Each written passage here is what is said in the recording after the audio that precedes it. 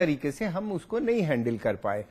लेकिन ये कहना कि महज सेंटर और स्टेट इनकी कोऑर्डिनेशन, इनका चीज, हमको बेहतर ये होगा कि हमको नए विचारधारा, नए गैजेट्स का इस्तेमाल करना, किस तरीके से करना है, कोऑर्डिनेशन आपस में बढ़ाने की बहुत सख्त आवश्यकता है महज स्टेट और सेंटर के बीच में। लक्ष्मीकांत वाजपेयी जी के पास चलेंगे। वाजपेयी जी, यहां पर कहा जा रहा है कि पूरी जानकारी नहीं थी, स्पेसिफिक जानकारी नहीं थी, आईबी ने अपना काम कर दिया। आपको लगता है? थी? मैं कह रहा हूं नहीं, इस तरह को मत कहिए। अगर इससे बेहतर जानकारी अमेरिका के पास भी पहले दिन लादेन को लेके आ गई होती तो 11 वर्ष अमेरिका क्यों संघर्ष कर रहा था? बिल्कुल। क्यों ड्रोन हमले कर रहा था यत्र तत्र सर्वत्र? नहीं ट्रेस हो रहा था ना ओसामा। स्पेसिफिक इंफॉर्मेशन क्या होता है? फिर मैं व्यंग में कहूंगा तो आपको तारीख बताए, खंबा बताए, साइकिल बताए, टिफिन की फोटो भेजे तो आप जाएंगे। वही बात हम कह रहे थे अमिताभ जी की जानकारी थी। 2 दिन पहले वाजपेयी जी आईबी ने अपनी रिपोर्ट दे दी थी, उसके बाद एडवाइजरी भी जारी की गई, लेकिन उसके बावजूद आप फेल साबित हो रहे हैं। कोई गंभीरता नहीं दिखाई दे रही है, बयान बदल रहे हैं।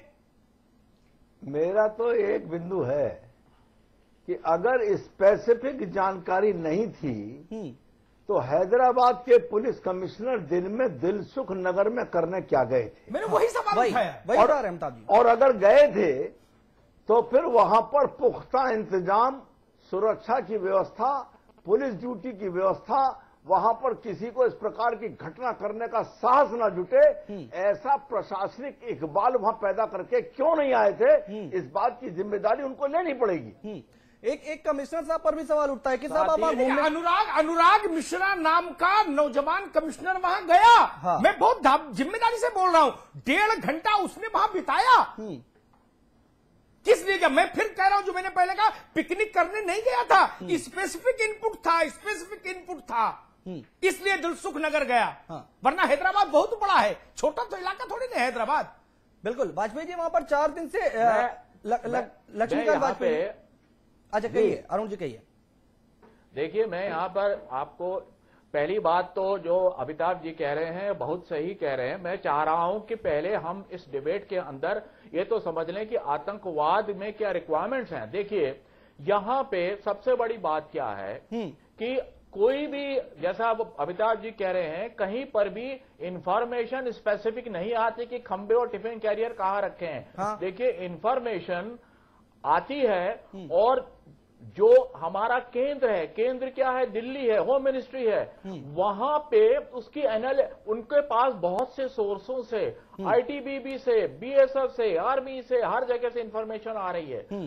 वहां पर जो एक केंद्रीय संस्था बनी है, नेशनल सिक्योरिटी एडवाइजर भी है। देखिए, वहां पर एनालिसिस बहुत जरूरी है कि कहां पर केंद्र बिंदु हो सकते हैं, वहां उसका आंकलन लेकर फिर स्टेट को बताना है। यहां मैं एक और बात आपसे कहूंगा, 26/11 मुंबई हमले के बाद आज तक जितने भी हमले हुए हैं, 4 हमले और हुए हैं, 5 आतंक, इसको मिलाकर 6वां है ये हैदराबाद का। इन पूरे 6 में ये बॉल फेंकी जाती है। स्टेट कहता है हमको खबर नहीं दी, केंद्र कहता है हमने खबर दी। एकदम ठीक कह रहे हैं। 26/11 का अगर आप हमला देखें तो कोस्ट गार्ड को विदेशी एजेंसी ने हमको बताया था कि मुंबई हमला होने वाला है। कोस्ट गार्ड को इंफॉर्मेशन नहीं गई। क्या हुआ?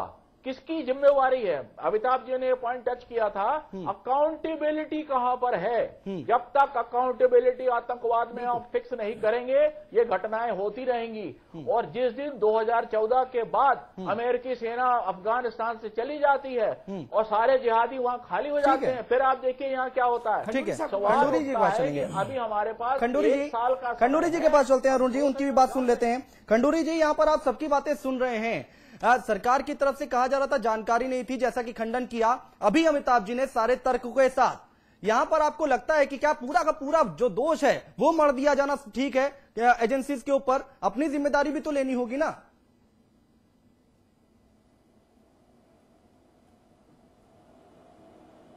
देखिए, मैं समझता हूं कि डिबेट जो आज हो रही है वो ये होनी चाहिए कि कहाँ कमी हुई है और कैसे भविष्य में ऐसा कमियां न हो। सिर्फ दोषारोपण करने का या दोष निकालने का तो उद्देश्य नहीं होना चाहिए। अमिताभ जी ने बहुत अच्छी तरह समझाई है। मैंने जो शुरू में कहा था कि हमारे यहाँ पर इंटेलिजेंस फेलियर है। आम नागरिक के हिसाब से जो जनता वहां पर जिस दुखी है, मारी गई है, उनके हिसाब से इंटेलिजेंस फेलियर का मैं ये समझता हूं कि अंतोगत्ता जो एक्शन लिया जाना था, जो सिक्योरिटी दी जानी थी, नहीं दी गई। केंद्र ने क्या किया है, प्रदेश ने किया है, ये इसके पहलू को देख करके दोषारोपण करना ठीक नहीं है। मैं समझता हूं कि इंटेलिजेंस सक्सेसफुल सफल तब मानी जाएगी जबकि हमने पूरे बंदोबस्त कर लिए। यहाँ पर केंद्र ने अभी जैसे अमिताभ जी ने विस्तार से बताया, मैं उनसे सहमत हूं कि अगर इतनी सूचना उपलब्ध है कि स्पेसिफिक एग्जैक्टली, तो वो इंटेलिजेंस नहीं है, वो तो फिर फैक्चुअल इंफॉर्मेशन हो गई। इसलिए इंटेलिजेंस की सीमा है, उस सीमा को देखते हुए केंद्र ने, प्रदेश ने जो भी जिम्मेवारी लेनी चाहिए। यहाँ पर अभी बताया गया है कि पुलिस कमिश्नर क्षेत्र में गए, तो किसी आधार पर वो गए होंगे, और जगह पर नहीं गए हैं। अगर उनको इस प्रकार की सूचना थी तो मैं मानता हूं, अमिताभ से सहमत हूं कि उसके ऊपर पुख्ता बंदोबस्त किए जाने चाहिए थे, या कहां पर गलती हुई उसको स्पेसिफिक देकर भविष्य में उसके लिए सुधार किया जाए, ऐसी व्यवस्था की जाए। अन्यथा एक दूसरे पर दोषारोपण करने से फायदा नहीं होगा।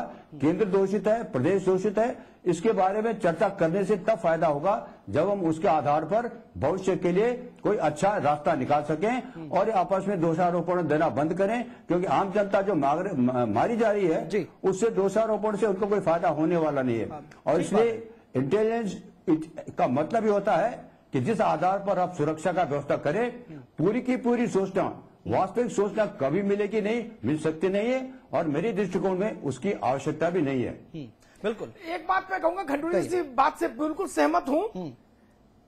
इंटेलिजेंस जब भी सूचना देगी तो वो लीड देगी, सिर्फ वो संकेत देगी। संकेत से आगे इंटेलिजेंस का काम खत्म हो जाता है। और अगर शासन संकेतों पर काम नहीं कर सकता, संकेतों को नहीं समझ सकता, ये दिलसुख नगर की बात भी समझनी चाहिए उत्तर प्रदेश और उत्तराखंड के लोगों को। दिलसुख नगर क्यों? ये वो इलाका है जो हैदराबाद में आईटी हब है। आईटी हब है, दुनिया भर की बड़ी कंपनियां वहां हैं उस इलाके में, उस छोटे से इलाके में। उसकी एक ग्लोबल प्रेजेंस है, ग्लोबल प्रेजेंस। और उस इलाके की महत्ता आप समझिए, वहां दो ही तरीके की चीजें, आईटी हब है और कुछ प्रोफेशनल इंस्टीट्यूट्स हैं रिनाउंड, तो देश भर के बच्चे वहां मिलते हैं। कमर साहब, वहां 1.5 किलोमीटर की परिधि में 13 सिनेमा हॉल हैं, 13। जी मेरे ये स्थिति है। उस इलाके में, उस इलाके की महत्ता समझ आती है। वो हैदराबाद का सिलिकॉन वैली है, दिलसुख नगर, और वहां कमिश्नर गुरुवार की सुबह है, पुलिस का कमिश्नर अनुराग मिश्रा, अगर मैं नाम सही याद कर रहा हूं तो। और उसके बाद शाम को 7 बजे ये दुर्घटना घट जाए तो लानत है फिर कमिश्नर पर, लानत है फिर मुख्यमंत्री पर और सारे अमले और जमले पर। क्या केवल कल मैंने देखा खंडूरी जी, लखनऊ के एक पुलिस अधिकारी से हमने बात की रात में 8:30 बजे। वो एक नेताजी की सिक्योरिटी में लगे थे, सलूट मार रहे थे। उनसे पूछा हमने कि आपको पता है हैदराबाद में क्या हुआ? बोले भाई साहब हमको नहीं पता, हम तो फलाने यादव जी के सिक्योरिटी में हैं। ये स्थिति, इनपुट क्या करेगा? आईबी क्या करेगी? एलआईयू क्या करेगा? अगर पुलिस का रवैया ये हो, आज दिन में हमने ऐसे फुटेज चलाए जिनमें लखनऊ में पुलिस सोती पाई गई, अलर्ट जारी, सोती पाई गई जब हाई अलर्ट मोड में चीजें थी। बिल्कुल। कल रात में 11:30 बजे मैं गया यहां नोएडा से गाजियाबाद, एक भी पुलिसकर्मी ने मेरी गाड़ी रोकी नहीं। किसी ने ये नहीं कहा कि शीशा उतार के दिखाइए अंदर कौन बैठा है। नहीं, ये है अलर्ट का स्तर। इस देश में इनपुट क्या करेगा? बिल्कुल। लक्ष्मीकांत वाजपेयी जी, खंडूरी जी जो अभी बात कह रहे थे कि यहां पर एकजुट होकर, यहां पर दोष नहीं मढ़ना चाहिए, जैसा कि खंडूरी जी कह रहे हैं, एकजुट होकर आगे बढ़ना चाहिए और समस्या का समाधान निकालना चाहिए। रामगोपाल जी आज बोल रहे थे राज्यसभा में, मैंने सुना, उन्होंने एक बात बोली कि पूरा विपक्ष आपके साथ है, सरकार के साथ है, आप बोलिए, आप आगे बढ़िए। ये एक अच्छी चीज लगी। यहां पर लगता है कि एकजुट होकर आगे काम करने की जरूरत है, आगे ऐसी तस्वीर ना दिखाई दे। मैं निश्चित तौर पर खंडूरी जी की बात से आंशिक सहमत हूं कि इस विषय पर हम सबको एकजुट देखना चाहिए। लेकिन एक प्रश्न जरूर पूछना चाहता हूं कि 26/11 मुंबई की घटना के बाद इस तरह की घटनाओं से संबंधित सूचना तंत्र और घटनाएं न हो उससे संबंधित व्यवस्था, और घटना हो जाने के बाद मैनेजमेंट की व्यवस्था में भारत सरकार ने क्या क्या परिवर्तन किए हैं जो प्रभावी हुए हैं, और भारत सरकार ने राज्य सरकारों को उस प्रकार की व्यवस्थाओं और तंत्र को मजबूत करने के लिए क्या नो हाउ और क्या फाइनेंशियल असिस्टेंस दी है, ये बात देश की जनता जरूर जानना चाहती है। खाली 2 दिन पहले और 3 दिन पहले सूचना देने से काम नहीं चलेगा। व्यवस्थाएं करने में भी केंद्र सरकार की जिम्मेदारी है, उसको पालन करना चाहिए। कंवर साहब क्या करना चाहिए इसके आगे? कंवर साहब मैं बोलना चाहूंगा, ब्रिगेडियर साहब एक मिनट कंवर साहब से बात मैं एक चीज केवल कहना चाहता हूं, देखिए इस तरह की घटना बराबर होती रहेगी जब तक के पुलिस का रिफॉर्म नहीं होगा। इस पुलिस की फंक्शनिंग जो है ये 100 साल पुरानी है, ये फंक्शनिंग अब नहीं चल सकती, जिसकी वजह से प्रॉब्लम बहुत आती है। आतंकवाद की भी प्रॉब्लम है या दूसरी भी बहुत सी प्रॉब्लम्स है, मैं नाम नहीं लेना चाहता। अभी भी इतना बड़ा मूवमेंट दिल्ली में खड़ा हो गया था, इसी पुलिस की वजह से हुआ था। तो कितनी ही इंटेलिजेंस हो, अगर उसका रिस्पॉन्सेस क्विक नहीं है तो वो नहीं हो पाएगा। एक तो उसका पुलिस रिफॉर्म की बहुत सख्त जरूरत है ताकि बिल्कुल मॉडर्न इक्विप्ड हो सके चीजों से और एनालाइज कर सके सारी इनपुट जो उसके पास जो इन्फॉर्मेशन आती है। मैं समझता हूँ वो एनालिसिस भी ठीक तरीके से नहीं करने के लायक है जिस टाइप के ऑफिशियल्स हैं और जिस तरह से उनकी ड्यूटी है। तो ये बहुत जरूरी है, पहली बात। दूसरी बात ये है कि जो कंप्यूटराइजेशन प्रोग्राम जो इंट्रोड्यूस किया गया है उसको और बढ़ना चाहिए, आईटी का इस्तेमाल ज्यादा से ज्यादा करना चाहिए। उसके लिए पूरा इंफॉर्मेशन गैदरिंग, इंफॉर्मेशन कलेक्शन, फिर उसका डेटा एनालिसिस करके जिसको पुलिस कायदे से कर सके, उसके पास जा सके। तो ये 2 चीज अगर होती है जी। लेकिन ये करेगा कौन? ये आम आदमी के तो करने का ही नहीं, ये करेगा राजनीतिक नेतृत्व, पॉलिटिकल लीडरशिप ही करेगी ना। सुप्रीम कोर्ट ने गाइडलाइंस दे दी, प्रकाश सिंह गए थे पीआईएल लेकर सुप्रीम कोर्ट ने बहुत लंबी गाइडलाइंस दी हैं पुलिस रिफॉर्म पर, एक भी राज्य सरकार ने माना नहीं। हर मुख्यमंत्री को डीजीपी अपना चाकर चाहिए, हर मुख्यमंत्री को किसी पार्टी को हो उसको चाहिए एसपी, उसका झोला उठाए। मैंने ऐसे ऐसे राजनेता देखे जिन्होंने मुझसे परिचय कराया अपने जिले का कप्तान का और डीएम का, तो कहा ये मेरा मुंशी है और ये मेरा बॉडीगार्ड है। ये मैंने देखा, कहीं का तो नाम किसी दिन ले दूंगा। ये तरीका है। उत्तर प्रदेश में जाइए कमर आगा साहब, लोग कहते हैं ये बसपा की पुलिस है, ये सपा की पुलिस है। मैं पूछता हूं कानून की पुलिस कहां है? कानून की पुलिस कहां है? कौन रिफॉर्म करेगा? जिनके हाथ में रिफॉर्म करने की ताकत हमने दी, जब उनकी नीयत डोल जाए तो कहां जाए? सही बात है। कहां पर करूं सिंगार पिया मोरा आंधर रे, किस पर सिंगार करे जनता? लक्ष्मीकांत जी कहिए।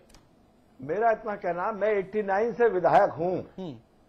अरबों रुपया प्रतिवर्ष भारत सरकार से राज्य सरकार पर 2 शब्द इस्तेमाल होते हैं शासनादेश में, एक पुलिस आधुनिकीकरण और एक पुलिस सुधार, रिफॉर्म्स एंड मॉडर्नाइजेशन। लेकिन मुझे नहीं लगता कि वो मॉडर्नाइजेशन या वो सुधार वक्त की आवश्यकता के अनुरूप और पुलिस की हनक धमक और इकबाल कायम करने के अनुरूप होता हो। वो केवल अगर होता है तो जैसे अब राजनेताओं की सुरक्षा में लगे लोगों के लिए बैरक बनने जा रही है बढ़िया अत्याधुनिक, इस तरह की मदों को वो सुधार के नाम पर लेते हैं। सामान्य जनता और पब्लिक प्लेस की सुरक्षा और उनकी कठिनाइयों के बारे में वो पुलिस सुधार का आधुनिकीकरण का पैसा खर्च नहीं होता। ये बहुत बड़ा दुर्भाग्य है हम लोगों के राज्य और केंद्र के तालमेल के अभाव का। अरुण कुमार, यहां पर मैं ये बात आगे लक्ष्मीकांत जी की बात आगे बढ़ाते हुए बोलना चाहूंगा। बोलिए। कि देखिए, पुलिस सुधार एक बहुत छोटा मुद्दा है। आप आतंकवाद से लड़ रहे हैं, आतंकवाद से लड़ाई के लिए जो बाकी सुधार हैं उस पर तो नजर डालिए। देखिए इस पूरे डिस्कशन में अभी अरुण कुमार जी यहाँ पर एक चीज है कि 4 दिन एक ब्रेक का समय है। मुझे लगता है हम लोग एक बार ब्रेक के बाद आए तो वाजपेयी जी से बात आगे बढ़ाएंगे। वाजपेयी जी से बात आगे बढ़ाएंगे। एक छोटे से ब्रेक के लिए यहाँ पर रुक रहे हैं, ब्रेक के उस पार भी हमारी ये चर्चा जारी रहेगी। छोटे से ब्रेक के बाद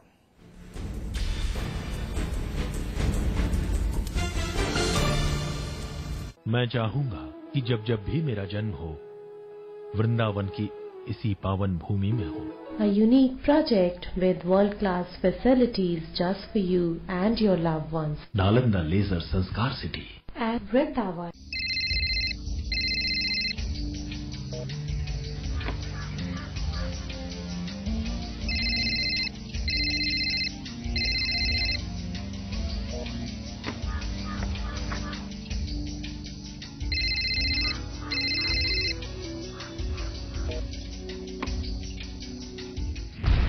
अब सहने की जरूरत नहीं।